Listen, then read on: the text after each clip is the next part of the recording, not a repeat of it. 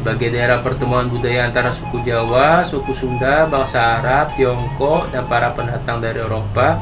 Sejak beberapa abad silam, masyarakat Cirebon dalam berbahasa biasa menyerap kosakata bahasa-bahasa tersebut ke dalam bahasa Cirebon. Misalnya saja kata murad yang artinya bersusun, serapan dari bahasa Arab, kata taucang yang berarti kucil, serapan dari bahasa etnis Tionghoa, serta kata sonder yang berarti tanpa, serapan dari bahasa Belanda. Sejarah. Menurut manuskrip Purwaka Caruban Nagari pada abad 15, di pantai Laut Jawa ada sebuah desa nelayan kecil bernama Muarajati. Pada waktu itu sudah banyak kapal asing yang datang untuk berniaga dengan penduduk setempat. Pengurus pelabuhan adalah Ki Gedeng Alang-Alang yang ditunjuk oleh penguasa kerajaan Galuh atau Pajajaran, dan di pelabuhan itu juga terlihat aktivitas Islam semakin berkembang. Ki Gedeng Alang-Alang memindahkan tempat pemukiman ke tempat pemukiman baru di Lemah Hungkuk 5 km arah selatan mendekati kaki bukit menuju kerajaan Galuh. Sebagai kepala pemukiman baru diangkatlah Ki Gedeng Alang-Alang dengan gelar Kuwu Cerbon. Pada perkembangan selanjutnya, Pangeran Walang Sungsang putra Prabu Siliwangi ditunjuk sebagai Adipati Cirebon dengan gelar Cakrabumi. Pangeran inilah yang mendirikan kerajaan Cirebon. Diawali dengan tidak mengirimkan upeti kepada Raja Galuh. Oleh karena itu, Raja Galuh mengirim utusan ke Cirebon untuk menanyakan upeti Cirebon terasi ke Adipati Cirebon. Namun ternyata Adipati Cirebon berhasil meyakinkan para utusan atas kemerdekaan wilayah Cirebon.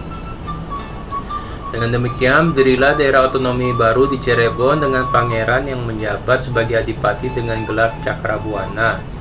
Berdirinya daerah Cirebon menandai diawalinya kerajaan Islam Cirebon dengan pelabuhan Muarajati yang aktivitasnya berkembang sampai kawasan Asia Tenggara. Kemudian pada tanggal 7 Januari 1681, Cirebon secara politik dan ekonomi berada dalam pengawasan VOC. Setelah penguasa VOC Cirebon waktu itu menandatangani perjanjian dengan VOC. Pada tahun 1858 di Cirebon terdapat 5 toko eceran, 2 perusahaan dagang. Pada tahun 1865 tercatat ekspor gula sejumlah 200.000 pikulan atau kuintal. Dan pada tahun 1868 ada 3 perusahaan Batavia yang bergerak di bidang perdagangan. Perdagangan gula membuka cabang di Cirebon. Pada tahun 1877 Cirebon sudah memiliki pabrik es, pipa air minum yang menghubungkan sumur-sumur Artesis dengan perumahan dibangun pada tahun 1877. Pada masa kolonial pemerintahan Hindia Belanda tahun 1908, Cirebon disahkan menjadi Gemeente Cirebon dengan luas 1.100 hektar dan berpenduduk 20.000 jiwa. STLB 1906 nomor 122 dan STLB 1926 nomor 370.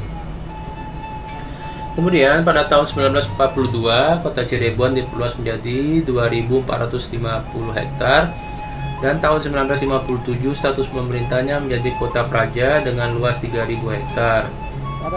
Setelah ditetapkan menjadi kota madya tahun 1965, luas wilayah menjadi 3.600 hektar.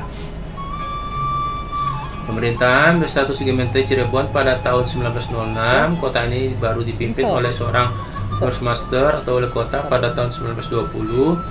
Dengan wali kota pertamanya adalah J.H. Johan, kemudian dilanjutkan oleh R.A. Scottman pada tahun 1925. Pada tahun 1926 Gemeente Cirebon ditingkatkan statusnya oleh pemerintah India menjadi Staats Gemeente dengan otonomi yang lebih luas untuk mengatur pengembangan kotanya. Selanjutnya pada tahun 1928 dipilih J.M. van Oostrom Sudu sebagai wali kota berikutnya. Pada masa pendudukan tentara Jepang ditunjuk Asikinata Atmaja sebagai Sitio atau wali kota yang memerintah antara tahun 1942 sampai 1943. Kemudian dilanjutkan oleh Muhiran Surya sampai tahun 1949 sebelum digantikan oleh Prinata Kusuma. Setelah proklamasi kemerdekaan Indonesia, pemerintah kota Cirebon berusaha mengubah citra kota Cirebon yang telah terbentuk pada masa kolonial Belanda dengan simbol dan identitas kota yang baru berbeda dari sebelumnya, di mana kota ini dikenal dengan semboyan per aspera ad astra, dari duri onak dan lumpur menuju bintang, kemudian dengan moto yang digunakan saat ini. Pada tahun 2010, berdasarkan survei persepsi kota-kota di seluruh Indonesia oleh Transparansi Internasional Indonesia (TII), kota ini termasuk kota terkorup di Indonesia bersama dengan kota Pekanbaru. Hal ini dilihat dari Indeks Persepsi Korupsi Indonesia atau IPK Indonesia 2010 yang merupakan pengukuran tingkat korupsi pemerintah daerah di Indonesia. Kota ini sama-sama mendapat nilai IPK sebesar 3,61 dengan rentang indeks 0 sampai 10.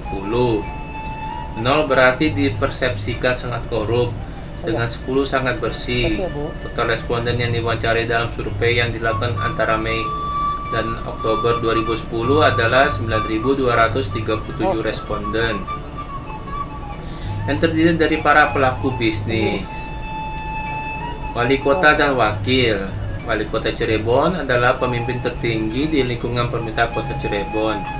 Wali Kota Cirebon bertanggung jawab pada Gubernur Provinsi Jawa Barat. Saat ini wali kota atau kepala daerah menjabat di Kota Cirebon ialah Nasruddin Aziz dengan wakil wali kota Eti Herawati.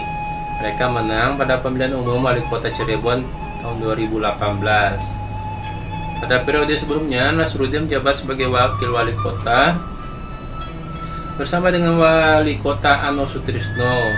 Namun Ano Sutrisno meninggal dunia pada 19 Februari 2015 dan Nasruddin menjadi wali kota sejak 26 Maret 2015. Iya ya.